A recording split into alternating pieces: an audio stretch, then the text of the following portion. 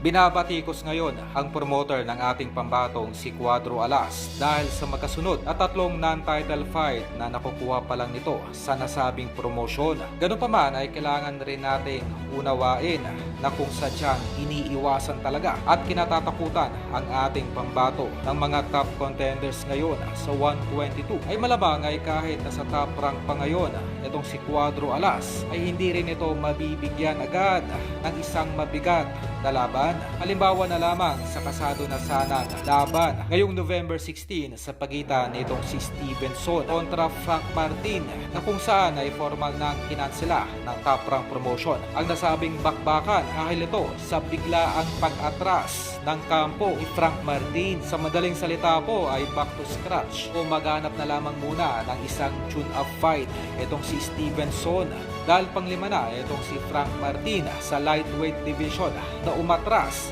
na makalaban na itong kinatatakutan ngayon na si Stevenson. Ito ay isang halimbawa lamang na kahit ang top rank promotion pa ang may hawak sa isang boxer ay hindi pa rin ito nangangulugan na mabibigyan agad ng isang mabigat na laban ang isang boxer.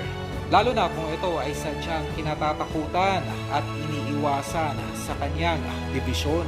Kaya ang problema ng top rank promotion na hanapan ng mabigat na laban kung si Stevenson ay siya ring problema na kinaharap ngayon ng Treasure Boxing Promotion para kay Alas.